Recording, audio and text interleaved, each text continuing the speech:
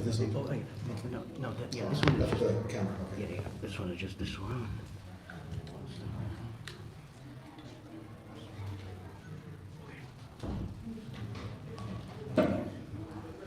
بسم الله الرحمن الرحيم الحمد لله رب العالمين وصلى الله وسلم وبارك على سيدنا محمد خير الأولين والآخرين وعلى آله وصحبه أجمعين اللهم علمنا ما ينفعنا وانفعنا بما علمتنا وزدنا علما اللهم زدنا ولا تنقصنا واكرمنا ولا تهنا وأعطنا وأنت حولنا وآثرنا ولا تؤثر علينا وارض عنا وعدنا يا رب العالمين ولا حول ولا قوة إلا بالله العظيم سبحانك لا علم لنا إلا ما علمتنا إنك أنت العليم الحكيم السلام عليكم ورحمة الله وبركاته.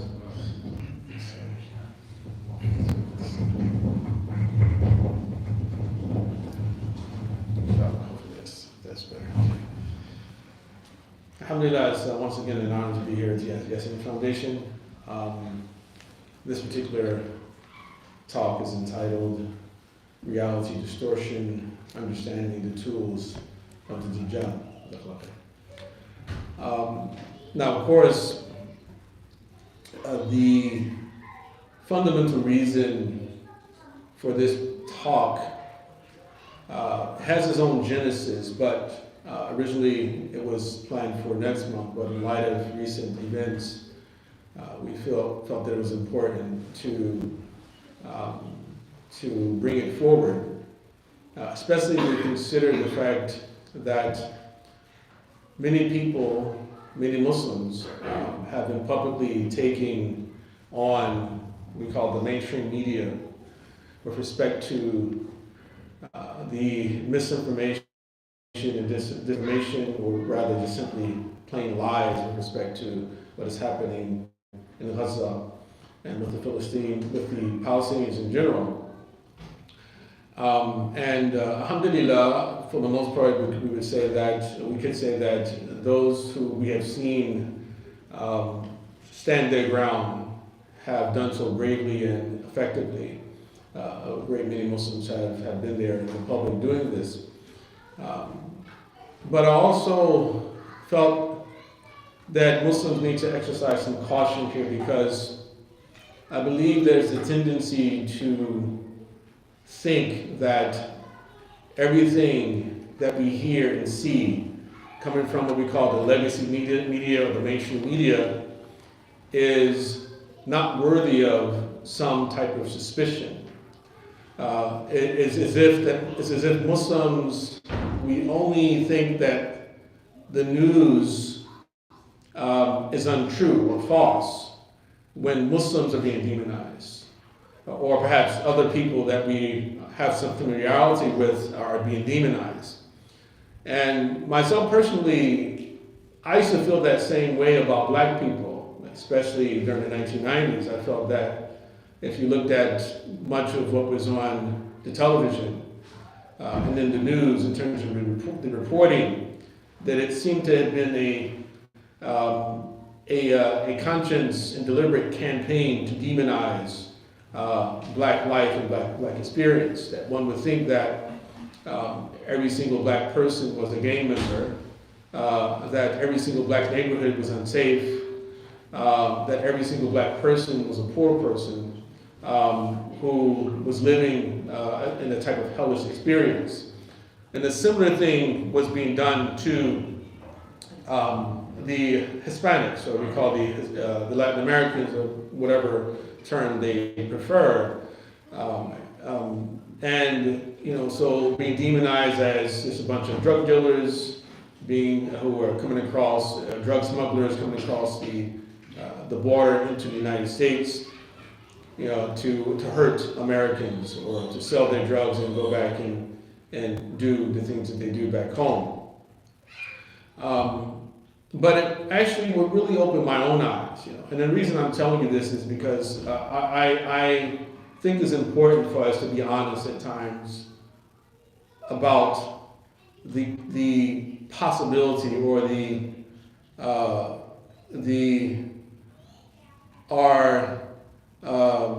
being prone to brainwashing, right? that all of us can be brainwashed.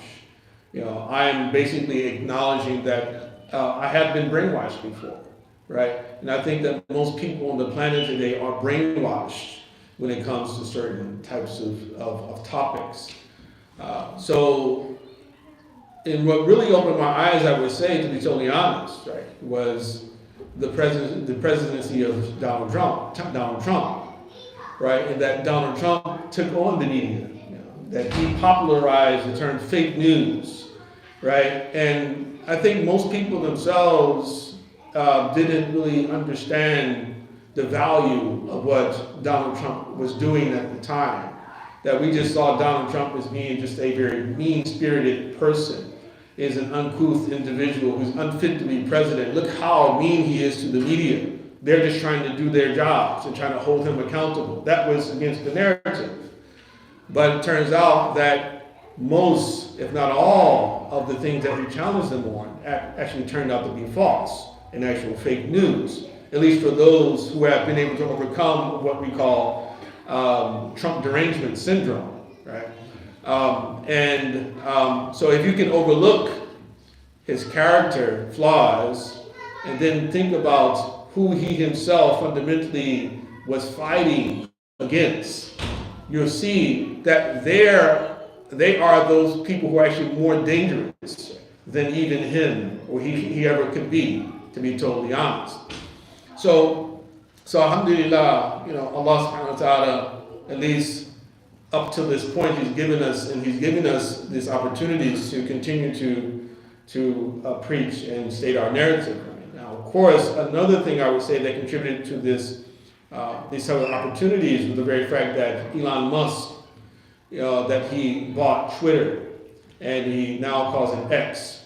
And it had been revealed that during when it was under different management, it was dominated by the globalist powers, and in particular those who were biased in the direction of the Democrat Party, right? And so when documents were revealed exposing what we call the Twitter files, which showed that the FBI actually had been colluding with Twitter and paying them, right, to censor certain material, that Elon himself he actually did the world a favor, right? And of course, he himself is an enemy because of that, of those same people who I would say are trying to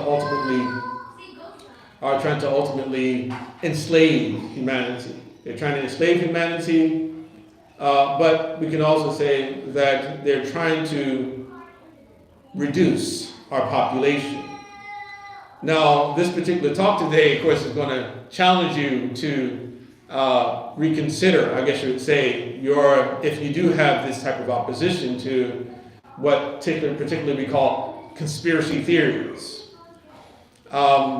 Because the truth is that when we consider the past few years that we've just gone through, with COVID in particular, that most, if not all of what were called conspiracy theories have become conspiracy fact, right? So, and I would say that in one of the actual ways that they are able to control us is making us see a person who actually delves into conspiracies as quacks and wackos, right? Here we go, another conspiracy theory. Oh, you must be one of those QAnon people, right? So we, I don't want to be identified or labeled a conspiracy theorist, therefore I'm not going to entertain even the possibility that maybe my own government is out to harm me, right? So that itself is extremely important thing here, So there's a hadith of the Prophet Muhammad sallallahu alaihi wasallam. This is in the Sahih of Imam Muslim, at least this is the version of the hadith, where he says, إِذَا تَشَهَّدَ أَحَدُكُمْ فَلْيَسْتَعِذْ بِاللَّهِ مِنْ أَرْبَعٍ. When one of you recites the tashahhud, التحيات لله, and during your prayer, then you should seek refuge from four things. مِنْ عَذَابِ جَهَنَّمْ, from the punishment of hell. وَمِنْ عَذَابِ الْقَبْرِ, from the torment of the grave. وَمِنْ فِتْنَةِ الْمَحْيَا وَالْمَمَاتِ, and the trials of life and death. وَمِنْ شَرِّ فِتْنَةِ الْمَسِيحِ الدَّجَّالِ, and the evil of the fitna of the impostor Christ or the Antichrist. So the Prophet ﷺ actually is telling us to take refuge against the fitna of the Masih al-Dajjal during our prayers. And how many times do we pray every single day? Right? As if the Prophet ﷺ wants us to constantly have the Masih al-Dajjal on our minds, right? That he would recommend that during your prayers, during tashahhud, which happens twice, right? During your salah, that he wants you to take refuge from al-Masih al-Dajjal, from fitnati Masih al-Dajjal. Imran ibn Hussein, the Sahabi radiallahu anhu, he said, سمعت رسول الله صلى الله عليه وسلم يقول ما بين خلق آدم وقيام الساعة أكبر من أمر الدجال. There's nothing greater happening between the creation of Adam and the onset of the hour than the matter of the false Messiah. So, anyone on this earth, anything that ever happened, not World War III, not World War II, not any war, right? It's worse and more concerning than the Masih al-Dajjal. Why? Because the Masih al-Dajjal is concerned with your iman. He doesn't, of course, he'll settle for taking your life if it can show to others that this is a consequence of those who actually rebel and resist. But he's more concerned with your soul. He wants you to be damned. As Masih al-Dajjal is a servant, a minion of Satan. As we know, he is a human being. But when he rises, he will be supported by a system which will accommodate his attempts to convince us that he is God, or he is a messenger of God, and also for us to worship him and serve him. That fundamentally is what he will try to do. Now, another reason I wanted to speak about this in the context of what's happening in Gaza and Palestine is that we all know that the Israeli-Palestinian situation, right, is a powder keg. To talk about it can be a powder keg. To take a particular position for or against one particular side can be a powder keg. And throughout my life, I've seen multiple conflagrations, right, where, of course, Israel will decide to go in and they'll kill a certain hundreds of thousands of people in Gaza or in Palestine. And then all of a sudden, they're able to someone's able to step in and to kick the powder and stop the fire. The fire is burning, is on its way to the actual keg itself. And something and puts his foot in and stops it. But something feels different this time. Something feels different this time in that you have the Western public awakening to a realization. Well, multiple realizations, to be totally frank. The one important realization is that things are not as black and white as they originally thought they were. Or perhaps they are, but in the opposite direction. Because the black and white to it is that if you take something from someone, you steal something from someone, if you kill someone, then justice is to give it back or to pay restitution for lives lost, right? Regardless of who you are as an individual, so it's really black and white in that sense, right? The Palestinians were pushed off their land, their homes were demolished or just taken from them, taken over. Many people were killed, displaced. Okay, how do you solve the problem? Give it back. Let them go back to their homes. Give them back their land, right? Pay restitution. But of course, because of this particular world and its new policies and its new attitude and its new norms has made that a very complicated process. Has made it a very complicated process when we look at what we call international law and things like that, human rights, which it seems it didn't apply when this incident happened. I told a story a few weeks ago about when I was in high school and my class visited the United Nations building and we were on a tour, and this woman, she took us to one particular office of the UN, and this particular office was dedicated to helping countries retrieve their countries when they're stolen from them. And I thought this was really brilliant. I was like, well, this is really amazing. You actually have an office at the UN dedicated to this, right? When some people invade other people's countries, that you go in and you take them back. So I'm young, high schooler. I asked her, I said, what about Palestine? And so she herself, I'm quite sure she probably was prepped for this. Because on the wall there's a map of the world. So she turned my attention to the map. And she says, well, if you notice, there is no country on this map called Palestine. Problem solved. Done deal. So in other words, I knew very early that there was never any plan to return what was taken away. And so what's really interesting in politics as well is that all of us know who are old enough that in American politics, the two major parties, the Democrat and the Republican Party, are, this is a bipartisan issue when it comes to support for Israel. Except that on the Democrat side, there's a very small sort of faction of politicians who have recently entered into the fray, who actually voted against support for Israel in terms of this new funding that they're planning to give to them. But there's almost a unanimous agreement that, okay, we're going to give funding to Israel with respect to what's happening in Gaza in light of what happened.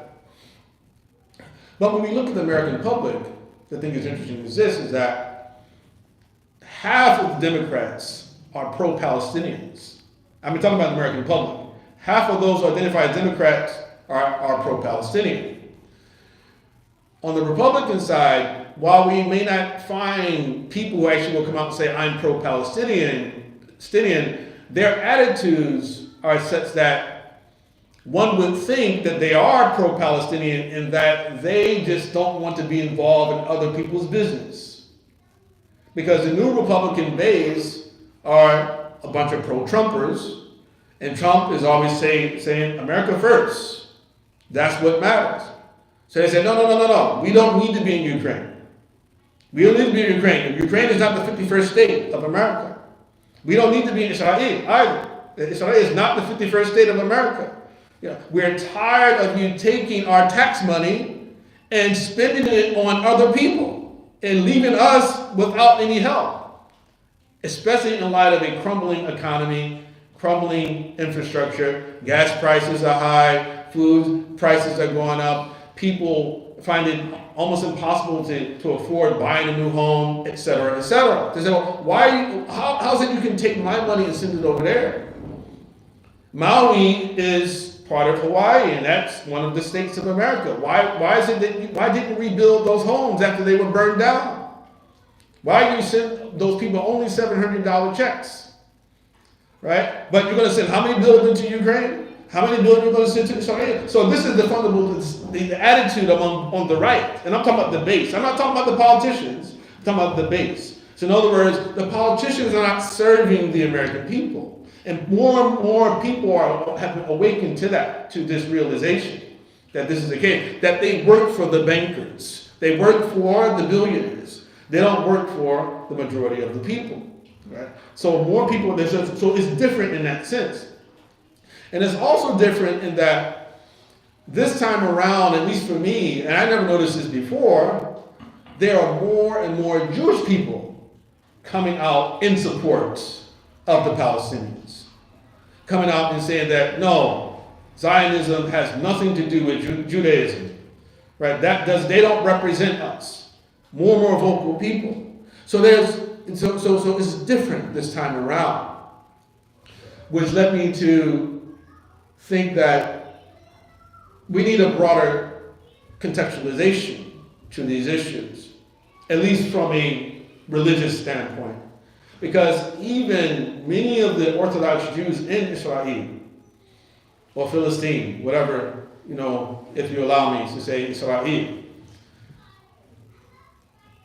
many of them actually are expecting or believe that perhaps very soon, by the end of this year, if certain things occur, they're going to be entering into their messianic period. So they believe that their Messiah is about to come very soon. So this, you can find this, look up YouTube videos. You see that they're talking about that. There's certain people they're identifying, and they look up the stories about the red heifers, etc. But things are definitely different. So the prophet said that there's nothing greater happening between the creation of Adam and the onset of the hour than the matter of the false Messiah. He also says, سيأتي على الناس سنوات خداعات يصدق فيها الكاذب ويكذب فيها الصادق ويؤتمن فيها الخائن ويخون فيها الأمين ويتكلم فيها الرويبضة قيل يا رسول الله ما الرويبضة. He said there shall come or will come upon the people sanawat khada'at, years of deception or deceptive years where there's going to be great deception happening. يصدق فيها الكاذب. Those who lie will be deemed to be honest. ويكذب فيها الصادق. Those who are honest will deem to be liars. ويؤتمن فيها الخائن. The treacherous, the untrustworthy, they will be trusted. They will be given trust. ويخون فيها الأمين. And the trustworthy will be labeled as traitors. ويتكلم فيها الرويبضة. And the Ruwaybida, they will speak during this time. And then the Sahaba asked the Messenger ﷺ, what are the Ruwaybida? And in one narration, he says, الرجل تافه يتكلم في أمر العامة. The insignificant man, or insignificant men who will speak about the affairs of the public. Another version of the hadith calls them al-fawasiq, the little scoundrels, or little scoundrels who will speak about the affairs of the public. Or man la yu'ba'u bihi, those who are not paid any attention to, will speak about the affair of the public. Personally, I believe this applies to a number of different types of people who are popular today or we identify today. First and foremost, I would say that it refers to the media. The individuals who are placed in front of a TV camera and they're being asked to do what? Read the script. That's it. Read the script. Right? So if you're just reading someone else's script, you're insignificant. You're an insignificant person. You're a little scoundrel, right? So so you've been told to do that. Same thing with Hollywood actors. What do they do for their living? They read someone's script, right? They give them to promote a narrative, promote some type of idea, right? But this also would include, I would say, online influencers. Not all of them, but a lot of them, right? Who, in order to save their pages, what do? They comply, right? YouTube says, hey, you can't say that here. If you keep saying that, we're going to close down your page. Or it can be other places as well. YouTube, it could be any of the other popular places where kids or adults they go to. But here the Prophet ﷺ said during this time of these deceptive years, that you're going to have the Ruwaybida speaking. And then we add on top of this things like artificial intelligence, deep fake, where now, they can get just a little snippet of your voice. They can reproduce an audio where it's, okay, so-and-so said this. Suja, Muhammad, Ahmed, Fatima, she said this. And we say, it does sound like Fatima, doesn't it? Right. And then they throw in the video, right? Quantum computing, all these new things, right? Which they're really changing the game for everyone. Yeah. What is real and what's not at that point.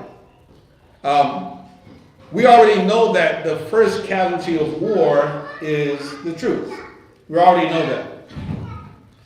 And the Prophet ﷺ even said, Al-harbu khid'a, that war is deception. And so we have to be very deliberate during warfare,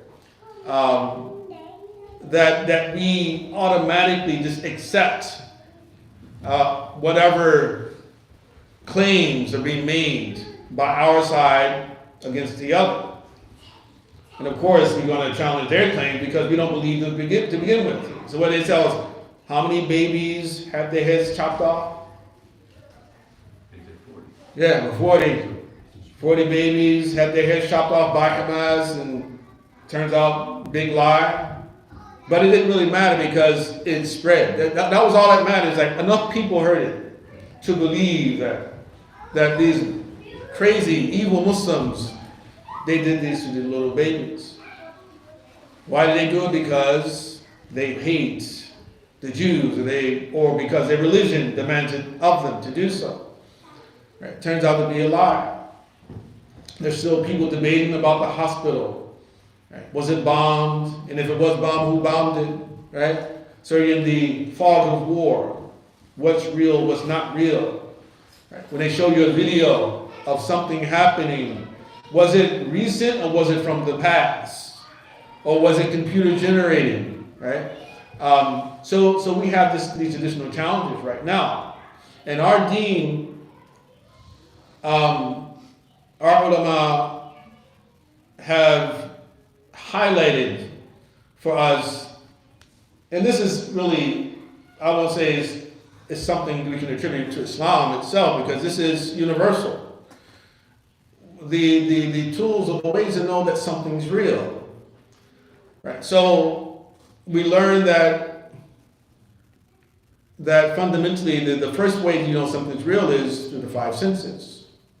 Right? You smell it, you touch it, you taste it, right, etc. We know the five senses. We hear it, right? And so we would assume that if we hear something, we see something, it has to be real. I saw a video, it has to be real. Yeah. But it was a video, and we have to consider the possibility that the video itself may have been generated utilizing some special technology, right? Now, this is not like the Gulf War or when they decided to go into Afghanistan to try to get Osama bin Laden, and they gave us that really poor quality video claiming that this is a video proving that Osama bin Laden, he actually admitted doing 9/11. And people can say, well, it's really grainy, you can hardly hear it. Now they got a lot of better, the equipment is much better now, right? So of course the five senses, so we know things through those things, but in other words, it means that if we know that there's a possibility that these things could have been generated by technology, then we have to actually contact people who are actually on the ground. Because that at least we're going to get the information firsthand. Right? People who are credible, people who are trustworthy, who actually are part of the experience, people who actually encountered or survived the experience. What do they say? Right? Aql, reason, logic is another source of ilm, of knowledge, right? Source of true knowledge, right? Certain things just don't make sense, right? So we have to use aql. And then thirdly, reliable reports. Reliable reports. In other words, when the information is so widespread from first-hand witnesses, first-hand survivors, right, who give us no reason to believe that they all conspired, right, to concoct this lie, then it has to be real. If you've never been to China before, you know China exists because there are so many people who have claimed to have been there, and those people don't know each other. See, I went to China last year, right? So we have to return to some basic principles of fact finding. There's a hadith where the Prophet ﷺ said, "Man sami'a bid-dajjal falyan'a anhu." Whoever hears of the Dajjal should keep his distance. فإن الرجل يأتيه يتبعه وهو يحسب أنه صادق بما يبعث به من الشبهات. It's because a person will come to follow him thinking him to be truthful in light of the intelligent tricks he has sent with him. بما يبعث به من الشبهات. Now Shaitan, of course, he tried to find any particular inroad to the heart, any inroad to the mind, to make us act out, to make us disobey Allah subhanahu wa ta'ala. So a human being is both animal and rational. We have passions and we have emotions, right? We have passions, we have emotions. Right? So quite often, commercials, restaurants, and someone's trying to sell a car, they appeal to some particular passion that we have, right? Say, hey, watch this, hey, you want this, they convince us, we go for it, right? But when it comes to the passions, most of the time, most people know that I know I shouldn't be doing this. I know I shouldn't drink the alcohol. I know I shouldn't do the drug. I know I shouldn't watch porn, right? You know that it's wrong. But the shubha, in other words, when the individual is appealing to the mind, is much more subtle. That you may be convinced that this is the right thing to do, or this thing is real, and this thing is true, because you have not asked the right questions. So the fundamental primary tool of the Dajjal is to utilize things that distort reality for the human being. Now, of course, if you are a hyper-emotive individual, that you're easily wound up, you have problems with anger, and you are insecure, I guess you would say, they can easily manipulate you. So they'll say, hey, think about this in terms of elections. They'll say, hey, well, you can't vote for that person. Why not? Because he doesn't like black people. Now, of course, if I'm an individual, I really put a lot of stock into people liking me, I would say, no, I'm not going to vote for that person. Why would I vote for somebody who doesn't like me? Why would I do that? He doesn't like Muslims. You can't vote for them. You ever heard what he said about Muslims? He said, well, no, I can't possibly vote for somebody who says something negative about Islam. And on one level, you can kind of understand it. You say, well, yeah, it's pride. I'm a Muslim, and why would I support somebody who doesn't like me, something about me, right? True. But we forget, the guy's not Muslim. The guy, may not be black. But it's like, but realistically, what matters in the end, and I always say this, is that, and particularly when it comes to politics, is that what matters more than anything is that when I sit down with this individual who's trying to convince me to vote for him, I want to know, is this individual open to negotiation? Will this individual actually give me what I want? I have interests. I'm going to say, hey, these are my interests. These are my community interests. We want this, and that. What are you going to do about it? If they themselves, if they follow through, and they conform to me, I feel, hey, well, who cares how he feels about me at that point? Because I'm able to secure the rights of my community and protect my community. That's between him and Allah. What he feels about me, if he looks down upon me, that's his problem. That's her problem. Right. But again, that's one way that you're manipulated through your emotions.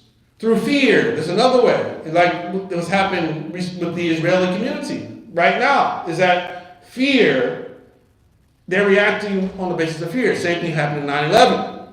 Fear. And what does it do? Fear, and they step in and say, listen, we will protect you. We will avenge you. But the only way we can do so is to take away this right, that right, that right, and that right. There's this new thing called COVID. And hey, we're going to protect you. We created it. It got out. Right? But we're going to protect you. So make sure you do this, that, and that. And we don't question it. Why? Because we're afraid. We're afraid. We're not understanding that there's some other objectives that many people, again, at the top, have. And they've done that to us too many times up at this point. I wanted to read a few quotes from Malcolm X, rahmatullahi alayhi, and they pertain to both the media and to politics in general in America. And I'm not, reading these simply to say, okay, well, there's a problem, with the left of America. There's a problem with both the right and left in America. But Malcolm has some specific, very special comments about the left. But this first quote, he says, the media is the most powerful entity on earth. They have the power to make the innocent guilty and to make the guilty innocent. And that's power because they control the minds of the masses. I mean, think about the way things were prior to television or even radio. I mean, there was a big scam that happened in the early 20th century. One guy broadcast what he called an alien invasion. And there are a lot of Americans that believe that we were being invaded by aliens. It was on the radio. This is radio. They did this experiment. But then you have television, cable TV, and then you add on top of that the news. Who controls the news? Do we have investigative reporting anymore? Or just simply parrots of the talking points of the people at the top? So that was the first quote. Second quote. It said, if you're not careful, the newspapers will have you hating the people who are being oppressed and loving the people who are doing the oppressing. And of course, that's exactly what we see is happening today, right? That he was definitely before his time. Imagine if Malcolm was still alive today. I think the Muslims would have been a lot further along. But unfortunately, we didn't have that blessing. That he was able to see some things that so many people could not see. He could see the danger. He could see the manipulation that's coming from the media. The third quote. It says, the white liberal differs from the white conservative only in one way. The liberal is more deceitful than the conservative. The liberal is more hypocritical than the conservative. Both want power, but the white liberal is the one who has perfected the art of posing as the Negro's friend and benefactor. So we can substitute Negro as Muslim there as well. Then he goes on and says, and by winning the friendship, allegiance, and support of the Negro, Muslim, the white liberal is able to use the Negro, Muslim, as a pawn or tool in this political football game that is constantly raging between the white liberals and white conservatives. Now, of course, the language is a bit racialized. But race itself is an inseparable part of America's history. America, when it was founded with the condition, or one of the conditions, to become a citizen. This was after the first Naturalization Act had passed under President George Washington. That one of the most important conditions was to be a white man, free white man. So now, of course, today we say, well, this is problematic. How are we going to establish a country based upon race?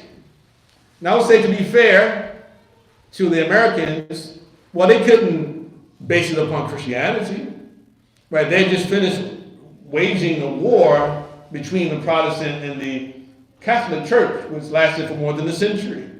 And they decided, well, we need a new type of country. Right? We're not going to base citizenship on religion. We're going to base it on race. And of course, you have to be a landowner on top of that. So everyone couldn't vote.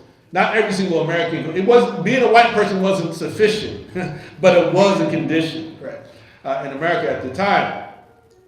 Now, the reason why this is important goes back to what I mentioned before about Elon Musk, which is that it was the white liberal, or in this case, the Democrats, right, who themselves working with the federal government to censor the voices of doctors, scientists, and others who are challenging the narrative with respect to COVID. And they also censored the New York Post story about Hunter Biden as well, right? And then we had multiple members of the intelligence community come out and claim that, oh, this is all Russian information. They all supported that as well. And then, of course, after he takes over, Elon takes over Twitter, he exposes more information about these things, what was happening on the back end. So these, again, are tools or ways that they go about manipulating the public. Actually, I have one more quote from him. So he says, or he said, the white person that you see calling himself liberal is the most dangerous thing in the entire Western Hemisphere. This is Malcolm X, what he said.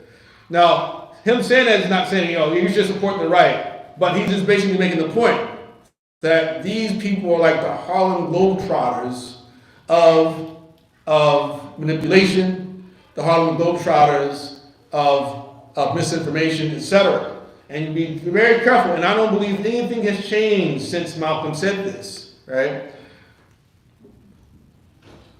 Another important thing I think that we need to look into is a CIA operation.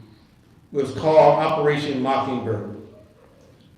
Now, Operation Mockingbird, if you go to the Wikipedia page of Operation Mockingbird, you'll find out Wikipedia is biased as well. It's also controlled. Right? It'll say, it's an alleged sort of plot or plan by the CIA. Right? And then what was their plan? Their plan, they said it started during the Cold War era between the Soviet Union and the United States. And the CIA developed this plan that they wanted to infiltrate the educational centers and especially the media, to put people in there or get the reporters to parrot certain talking points in order to manipulate the American public to believe whatever they wanted to believe. Right? So you can look it up and find it. But the thing that's interesting about the Wikipedia page is this. Wikipedia is supposed to be open source, and so people are supposed to be able to come to the page and change it when you find more information and evidence. But that particular page, you can't change it. It has a lock on it. You can't go in and change any information because it's deferential towards the CIA. Right?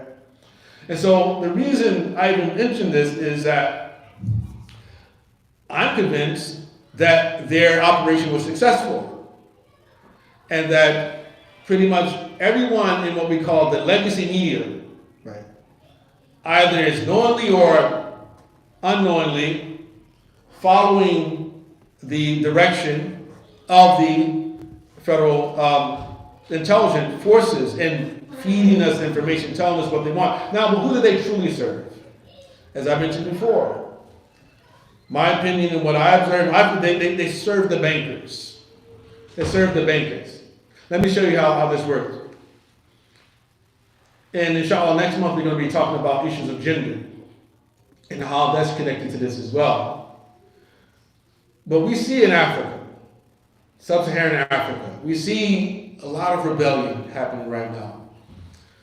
These former colonial governments are now saying, listen, no, we do not want to be under the thumb and the foot of the West anymore. Western Europe and America. No more of it. And they've embraced Russia and China. They said, we get a better deal with Russia and China. And the West is trying to impose upon African countries gender ideology.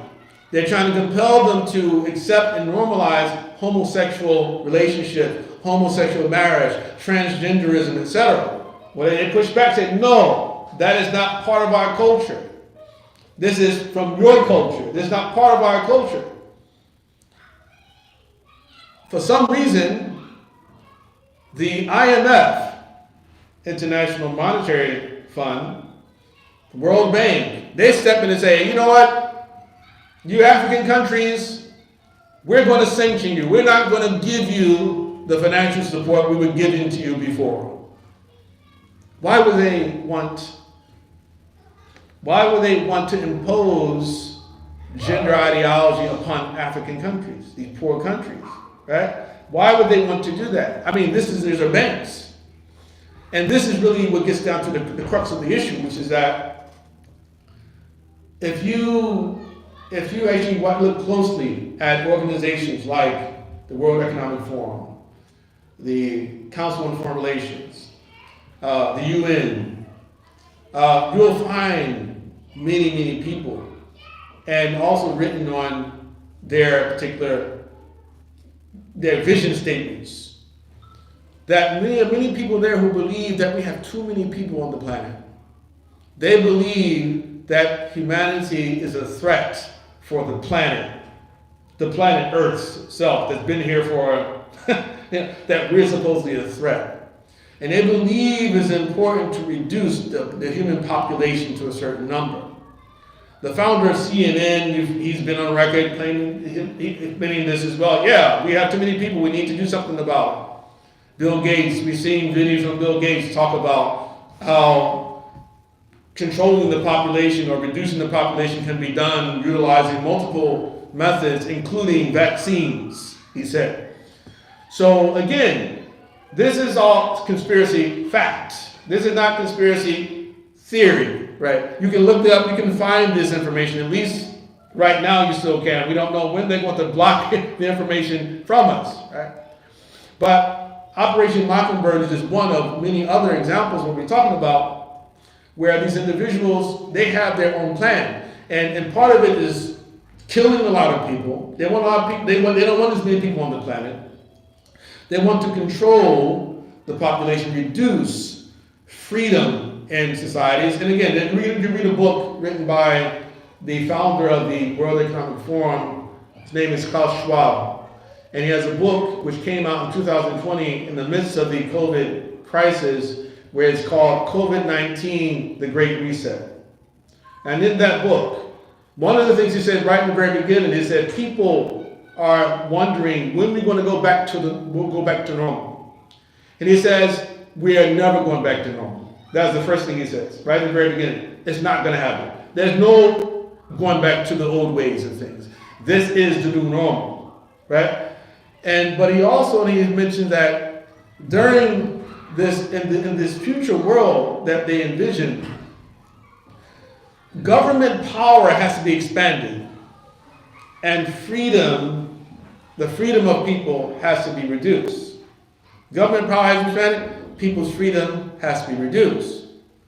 So there's a lot I could say, or I'm not going to say now, but fundamentally, this idea about the green revolution, I'm not saying that fossil fuels is not a problem, right? I'm not saying that the temperature of the earth hasn't, increased a little bit, right, over the past century, right? But there has not been any clear evidence or argument made proving that the reason for the increase in temperature is directly related to fossil fuels and carbon emissions. Human beings, we breathe out carbon. So carbon has been demonized, right? Human beings breathe out carbon dioxide as if to say that, well, you're in danger, right? You've seen efforts in Europe of them attempting to force farmers to stop utilizing certain types of chemicals which they claim they lead to, they destroy the environment, that they cause an increase in the global warming. Now again, that itself is its own debate. But the fundamental point I want to make here is that you can believe that global warming is caused by human efforts alone. But at the same time, one has to consider,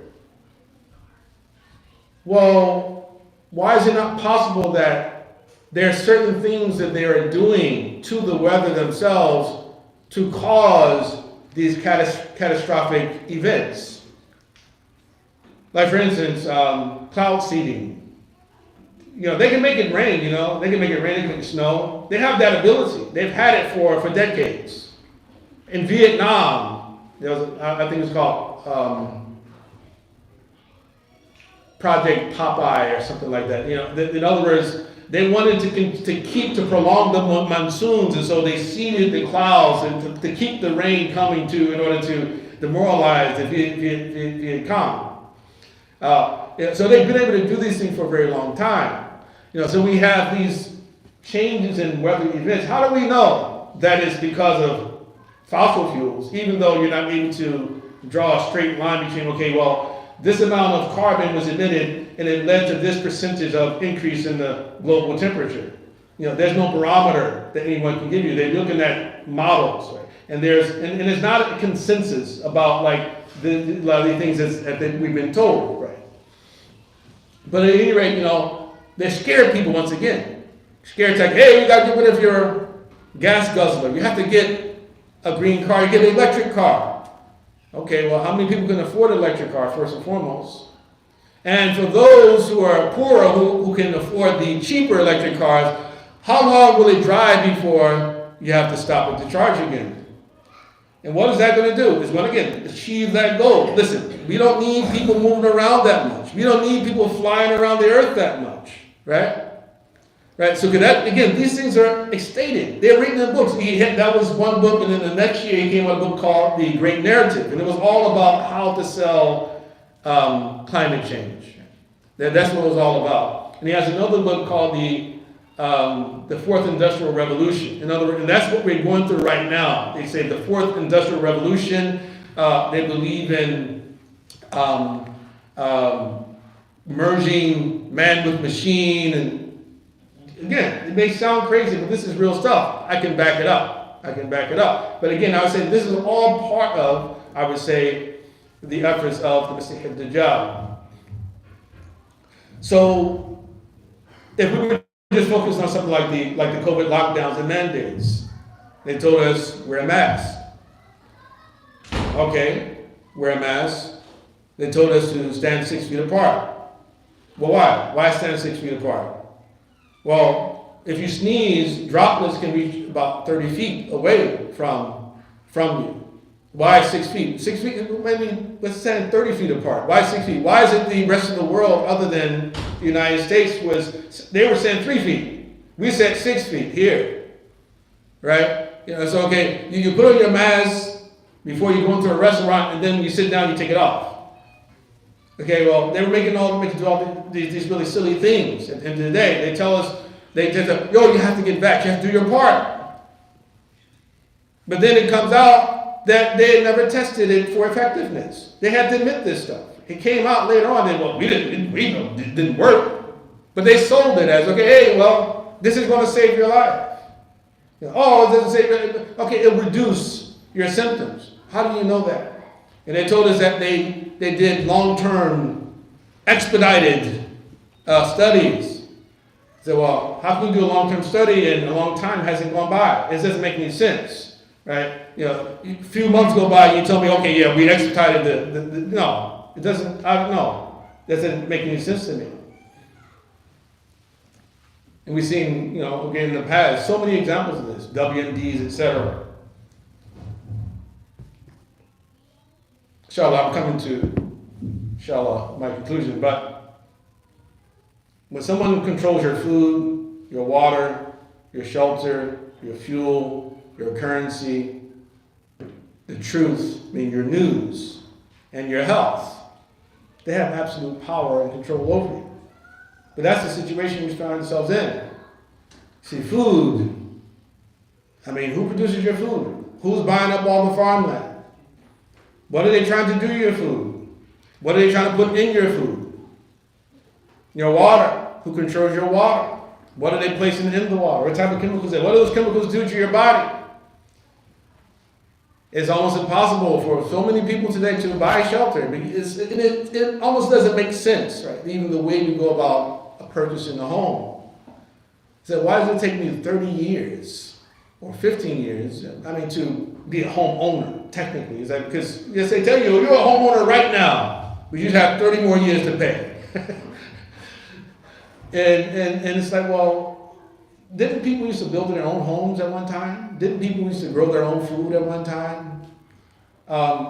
So we put ourselves in a situation where we incur massive amounts of debt. We have long-term debt on homes. We have long-term debts on cars. We have, if we have children who are at college age, we may be, borrow some money for their education or, does something similar to that. And then what happens when a crisis happens? Someone steps in and say, hey, if you don't take this shot, you gotta go. You can't work here anymore. And you're in a situation where you say, oh my God, my mortgage. Oh my God, my car note. So you're trapped. A lot of people don't realize that the 9 to 5 is, it hasn't been with the human race for a very long time. This is like early 20th century, 1920s, to be totally honest, when it became widespread, the 9 to 5, right? But you get the point, I think. So as mentioned, population reduction, carbon reduction, the expansion of state power, the reduction of freedom, world government, a world with no borders. The Prophet ﷺ said, وَلَا أُحَدِّثُكُمْ حَدِيثًا عَنِ الدَّجَّالِ مَا حَدَّثَ بِهِ نَبِيٌّ قَوْمَهُ. Shall I not inform you of something about the Dajjal that no other prophet informed his people about? And he said, إِنَّهُ عَوَرٌ. He's one-eyed. Not a cyclops, but one of his eyes doesn't work properly. وَإِنَّهُ يَجِيءُ وَمَعَهُ بِمِثَالِ الْجَنَّةِ وَالنَّارِ فَالَّذِي يَقُولُ إِنَّهَا الْجَنَّةُ هِيَ النَّارِ. That he will come and he will have something of the like of Jannah, paradise, and hell. And the thing that he says is paradise is actually hell. And then another hadith from Hudayfa ibn Yaman, he says, that Hudayfa said, لَا أَنَا مِمَّا مَعَ الدَّجَّالِ أَعْلَمُ مِنْهُ. I am more well informed.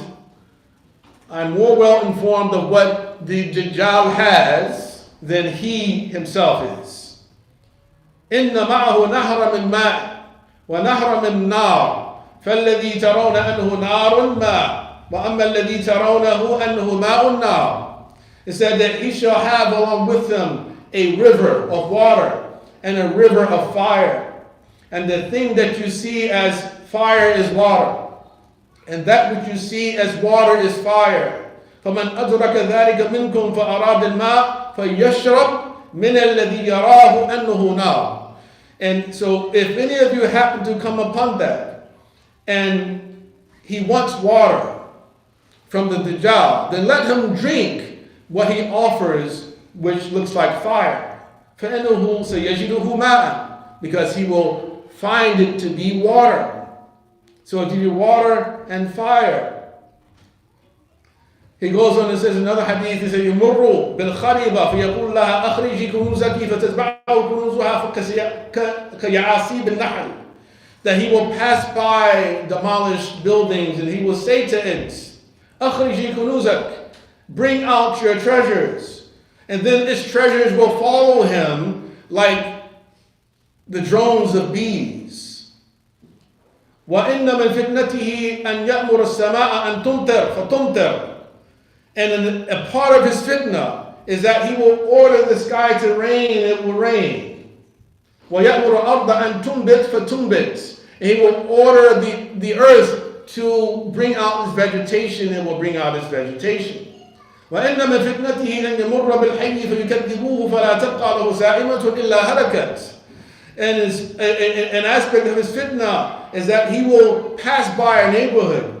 And the people in that town, in that neighborhood, they will reject him. They will declare him to be false. And then when he leaves, not a single animal will be left alive as a result of them rejecting him.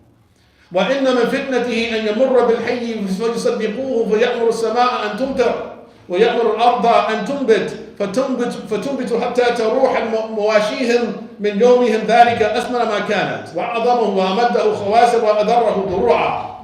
He said, and is also a part, an aspect of his fitna, is that he will pass by another town who will believe in him, who will declare him to be truthful. And then he will order the sky to rain, and it will rain. He will order the earth to grow its vegetation, and it will grow. To the extent that all of their animals, all their livestock, on that day will become fatter and bigger and more productive than they have ever been before. So in other words, the water, the fire, your options, they may be, okay, lose my job. Maybe that's the water. He said, you lose your job. You have to do this for me or you're going to be fired. Choose the fire. Choose the job or choose your job. I choose my health. And that's the fire, but it's actually water. You may lose friends. You say, well, if you don't do this, we're not going to be your friends anymore. Okay, you're just not my friends anymore. You may be banned from social media. And then again, you say, well, you love social media a lot. It tastes like water, but it's really fire. Hey, it is what it is. Let it happen. And I remember in the midst of COVID, I remember the mayor of New York, he comes on television, he's eating some french fries, and he's like, hey, don't you want some of these french fries? You guys come get the shot, get your job, and you can come and you can go to a restaurant. And I remember listening to this stuff, I said, well, who cares? I can eat at home. I don't need to go to a restaurant. You can't go to the movies, so what? I don't need to go to the movies. Right. But a lot of people are like, oh my God, I'm going to go to the movies. I have to go to the movies. I have to get some fries, right, from McDonald's, wherever it may be. And it really meant a lot for those people. Some people are going to call it conspiracy theorists. It feels like fire, but it's really the water. إن قبل خروج الدجال 3 سنوات شداد يصيب الناس فيها جوع شديد يأمر الله السماء في السنة الأولى أن تحبس ثلث مطرها ويأمر الأرض أن تحبس ثلث نباتها. Before the appearance of the Dajjal, there will be 3 very difficult years which will afflict the people. The people will be afflicted with immense hunger. And where's the hunger coming from? Is it natural? Is it man-made? They have to create a famine. They have to create the conditions, right? Perhaps that's what they're doing, creating conditions for the famine to happen. Then you have to become dependent upon them completely. But the Prophet ﷺ said that the people will be afflicted for 3 years prior to this with intense hunger. يَأْمُرُ اللَّهُ السَّمَاءَ فِي السَّنَةِ الْأُولَى. Allah will order the sky during the first year to withhold 1/3 of his water. وَيَأْمُرُ الْأَرْضَ أَنْ تَحْبِسَ ثُلُثَ نَبَاتِهَا. And he will order the earth to withhold 1/3 of its vegetation. ثُمَّ يَأْمُرُ السَّمَاءَ فِي السَّنَةِ الثَّانِيَةِ فَتَحْبِسُ ثُلُثَ مَطَرِهَا. And then he will order the sky during the second year to withhold 2/3 of his water. فتحبس مطرها كل ويأمر الأرض فتحبس ثلثي نباتها. He will order the earth to withhold 2/3 of his vegetation. ثم يأمر السماء في السنة الثالثة فتحبس مطرها كله. And then during the 3rd year he will order the sky to withhold all of his water. فلا تقطر قطرة. And it will not send down a single drop of water during that year. ويأمر الأرض فتحبس نباتها كله. And he will order the earth and it will withhold all of its vegetation. فلا تنبت خضراء فلا تبقى ذات ظلف إلا هلكا إلا ما شاء الله. It said it will withhold all of this water, all the vegetation, to the extent that there will be no greenery, and every animal, every livestock will die except for those Allah wills shall live. فقيل, and then the Sahaba asked the Messenger عليه الصلاة والسلام, فما يعيش الناس في ذلك الزمان. Then what will nourish the people during that time? Listen to this response. Listen to this response. He said, التهليل والتكبير والتسبيح والتحميد لا إله إلا الله الله أكبر سبحان الله والحمد لله يجرى ذلك عليهم مجرى الطعام. And that itself will run within them down the same places where food typically runs. So in other words, that the fight, the true way to fight against the Dajjal is through our spirituality. Right? That you see the power of the word of Allah subhanahu wa ta'ala during that time. You may be starving, but Allah subhanahu wa ta'ala says, La ilaha illallah is going to make you nourished. Subhanallah will nourish you. Alhamdulillah will nourish you. Allahu Akbar will nourish you during that time when that happens. At any rate, now of course there's always more that I can add, but I apologize for going on for so long, but it's an extremely important topic. Extremely important topic. And we ask Allah subhanahu wa ta'ala that He grant us the guidance and the proper response to such challenging times. May Allah subhanahu wa ta'ala He grant relief to the people of Gaza. May Allah subhanahu wa ta'ala He come to their defense, and He also be for us and make us people who are sincere and committed to His word and to His messenger alayhi salatu wasalam. Sallallahu alayhi wa Muhammad wa ala alihi wa sahbihi wa sallam. So, Bismillah, we'll begin the Q&A. Okay, Hajj Musa, you're first.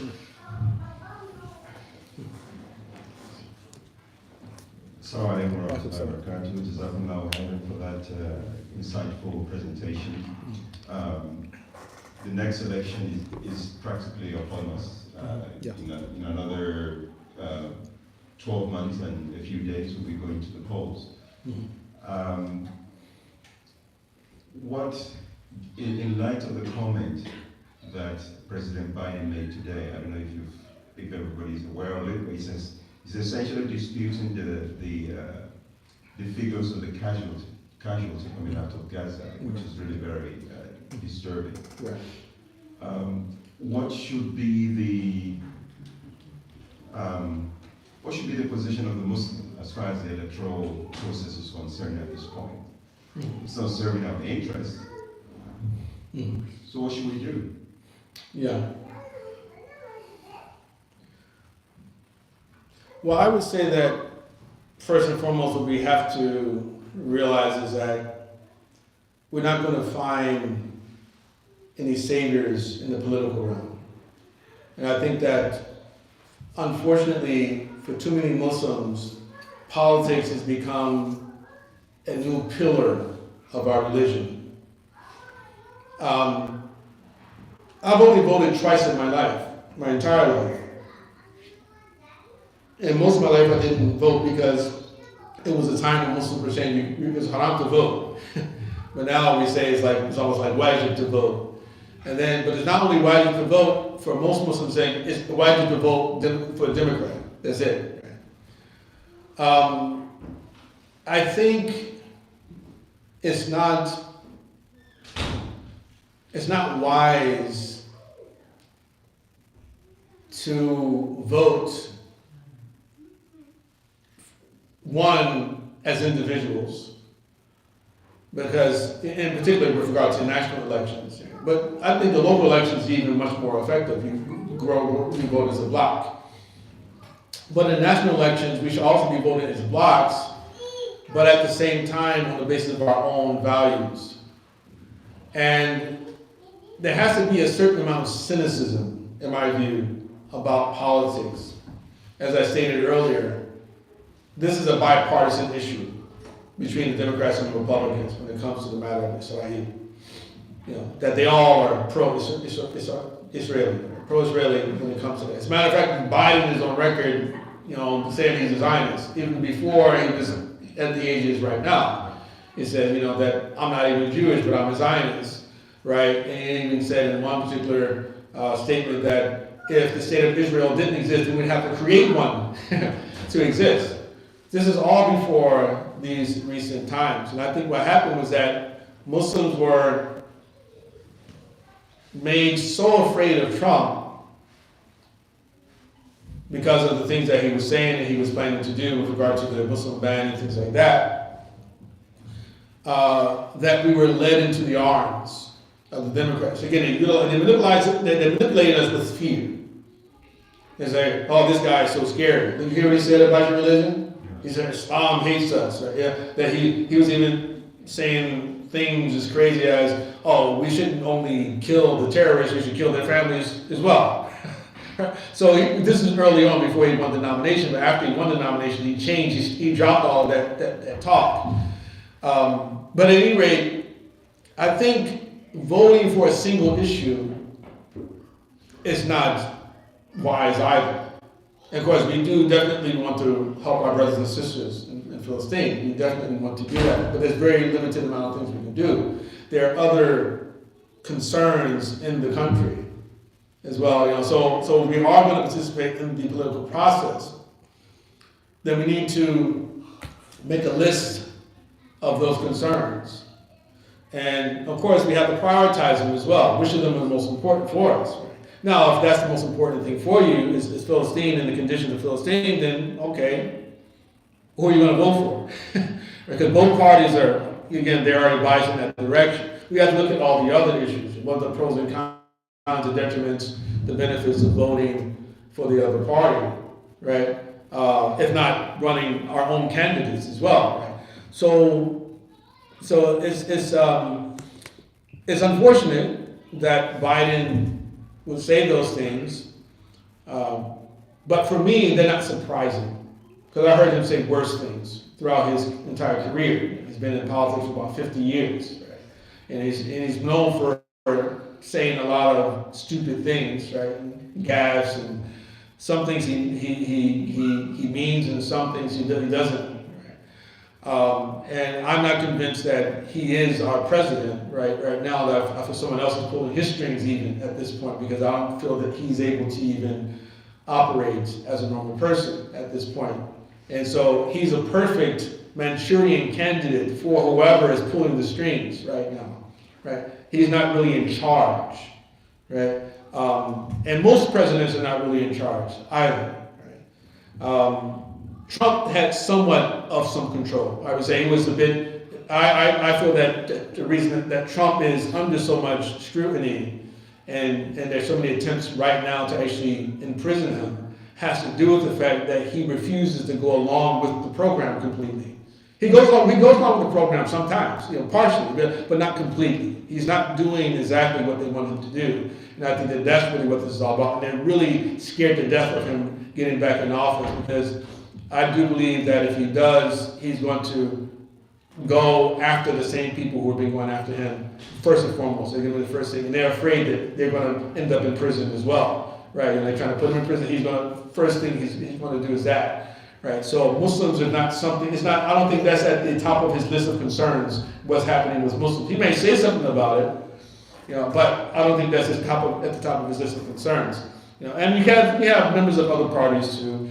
I think Muslims should respect people's choices of who they vote for. I think we should also respect people's choices not to vote at all, right? But as one man, he said that politics is downstream from culture, right? So if we want the politics to change, we have to change the culture. So if Muslims are actually committed to da'wah and committed to contributing to a virtuous society, right? I think that there is a good possibility that you will have that change one day, that shift one day, right? And it's, again, there's been a shift even now, but I don't think it's because of the efforts of Muslims. I think it's because of what happened with COVID, right? And half the country woke up, right? Oh my God, our government really is not working for us, right? Half the country, in particular, I'm talking about Republicans, so they really woke up and said, you know what, we want our government to work for us, not for other people, right? So, but in time, with patience as well, and understanding that people who don't know Islam and don't really know Muslims are going to have negative viewpoints about Islam and Muslims, and it's to be expected. We shouldn't get uptight about it, right? But rather, we should be those people there trying to clarify to them what real Islam is. But if we refuse to engage with those people, then we're at fault. Right? We can't just say, okay, they don't like us, we're not going to deal with them, we're going to deal with the other guy who speaks nice to us, right? Make us feel comfortable, feel good about ourselves, but then we compromise our children, their confusion about gender and all these other things. So, sorry for the long answer.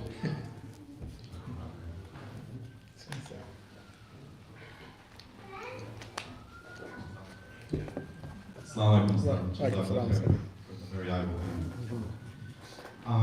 Working with the youth, I think in the last couple of years, the Muslim community has felt a kinship towards the conservatives.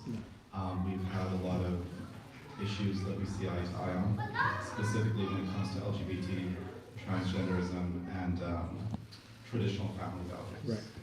And then, when these conflagrations happen, the conservatives are almost always staunchly, neocon, pro-Israel, etc. What should be the Muslim lens as far as allyship goes? And as far as what goes? Allyship. Allyship, okay. Yeah. And how do we? Is there space to hold on to those shared values even when they're completely against us on these other things? Right. Well, I would say that the vast majority of the base of the Republican Party, they're not neocons, at least not now. If you go back to perhaps maybe the early 2000s, maybe that was the case, right? When everyone was, when 9/11 was fresh in everyone's mind and people just wanted blood, right? Because all the Muslims did it, we have to do something about these Muslims. But today, Trump actually has reshaped the mindset of the Republican base, not the politicians, not the Congress itself per se, but definitely a number of people in Congress. But the base themselves, they're anti-war. So it's as if like there's a shift. Back then it was the left that was anti-war. Now it's the right which is anti-war. Right? It was the left who accused the right of being in bed with the bigwigs and the billionaires. Now it's the opposite, right? So things have actually shifted.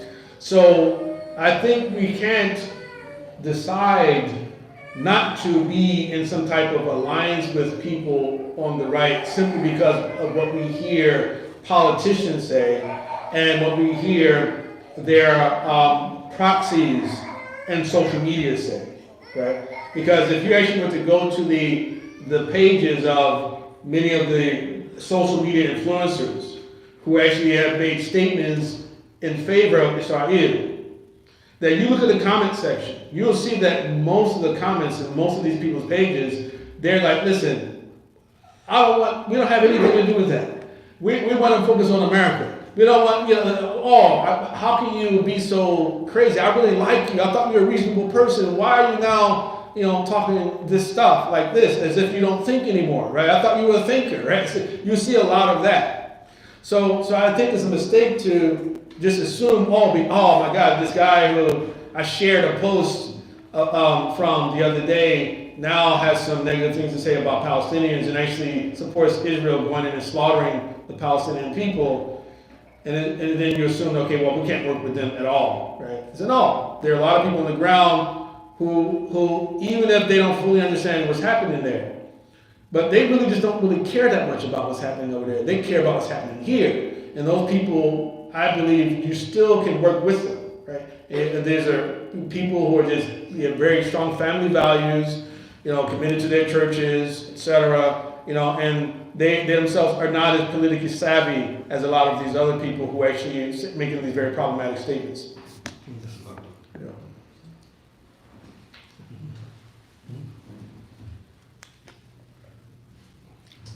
Assalamu alaikum and jazakumullah kul khair for this beautiful talk. Two very brief questions. The first one regarding the Dajjal.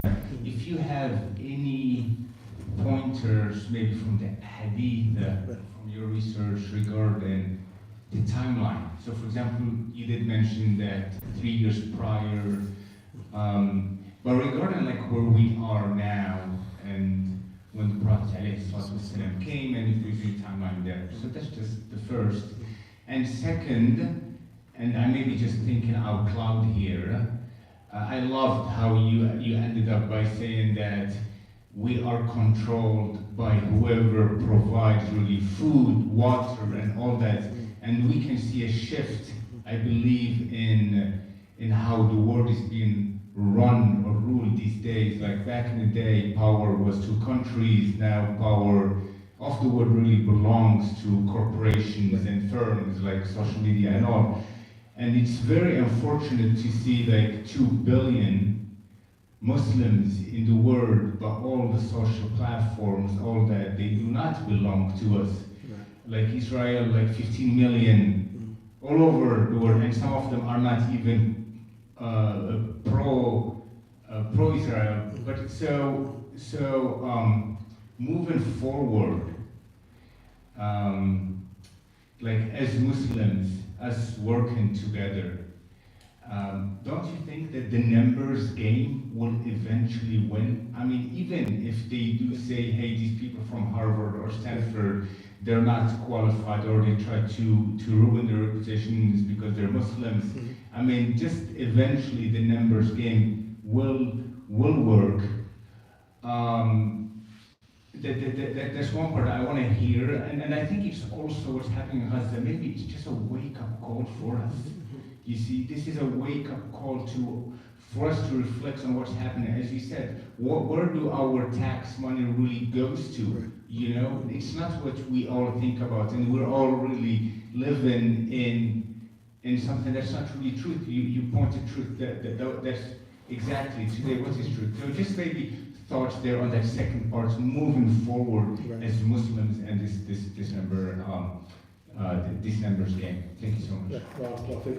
Now, in terms of the numbers game, now we know that Muslims are projected to outnumber, a number of other religious groups, in a few decades, right, in a lot of places.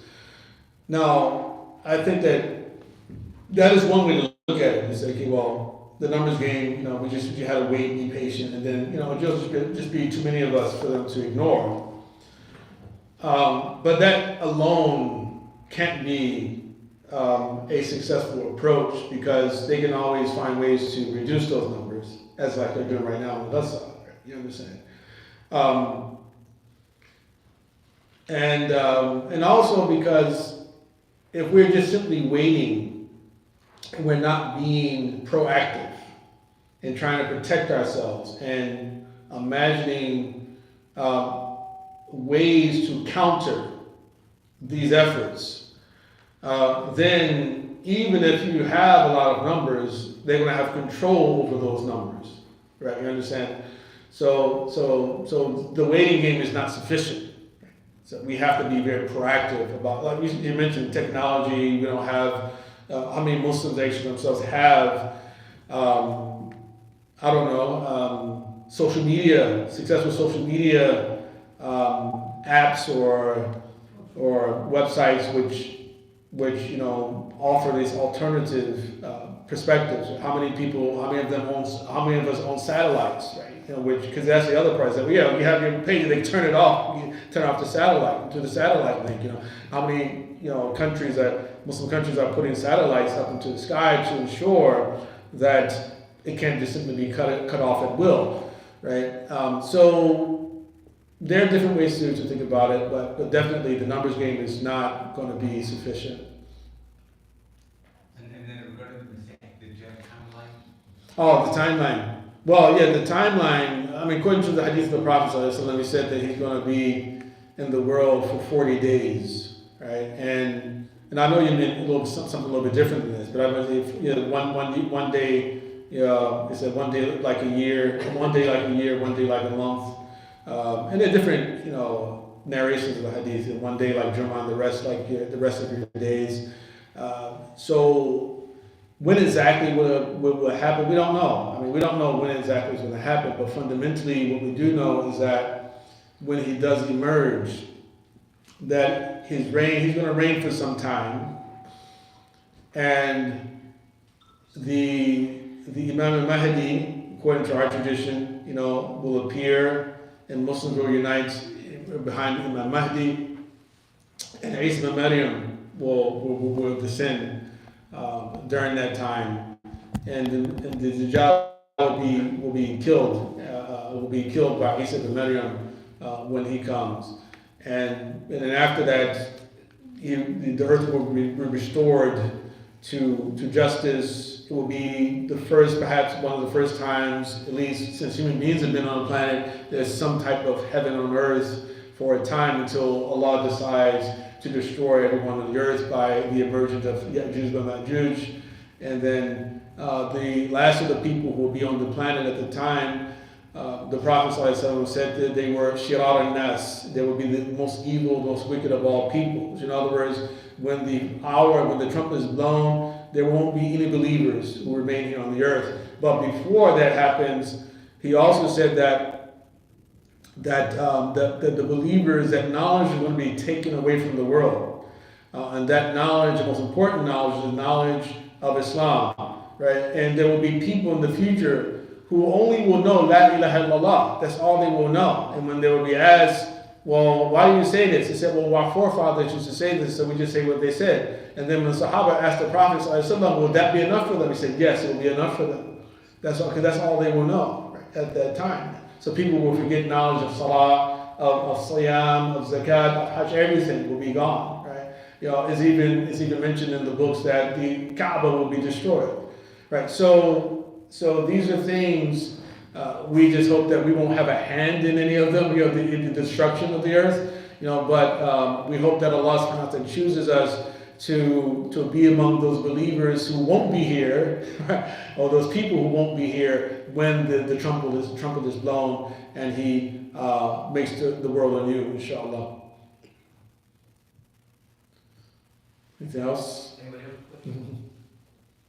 Alhamdulillah. Barakallahu feekum wa sallallahu alayhi wa sallam. ربنا آتنا من لدنك رحمة وهيئ لنا من أمرنا رشدا. اللهم فرج عن المركوبين، اللهم فرج عليهم، اللهم يسر عليهم، اللهم يسر على أهل فلسطين يا رب العالمين، على أهل غزة، اللهم اغفر لهم وارحمهم، اللهم كن لهم وليا ونصيرا. ربنا آتنا من لدنك رحمة وهيئ لنا من أمرنا رشدا. ربنا آتنا في الدنيا حسنة وفي الآخرة حسنة وقنا عذاب النار. اللهم إنا نعوذ بك من فتنة الأحياء والممات، وفتنة عذاب القبر، وفتنة المسيح الدجال، ومن عذاب النار وسوء المصير. اللهم اغفر لنا وارحمنا واهدنا واهدنا يا رب العالمين. وصلى الله على سيدنا محمد وعلى اله وصحبه وسلم تسليما كثيرا. سبحانك اللهم وبحمدك اشهد ان لا اله الا انت استغفرك واتوب اليك. بسم الله الرحمن الرحيم. والعصر ان الانسان لفي خسر الا الذين امنوا وعملوا الصالحات وتواصوا بالحق وتواصوا بالصبر. وسبحان ربك رب العزه عما يصفون والسلام على المرسلين والحمد لله رب العالمين. Jazakumullah khair, Dr. Abdullah, and Jazakumullah khair to everyone here.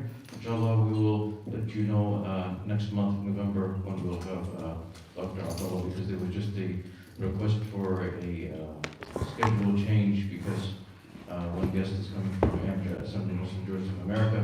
Of course, nothing is confirmed, but inshallah we will let you know when we're confirmed with Dr. Abdullah. Jazakallah khair. Assalamu alaikum. Take a comment.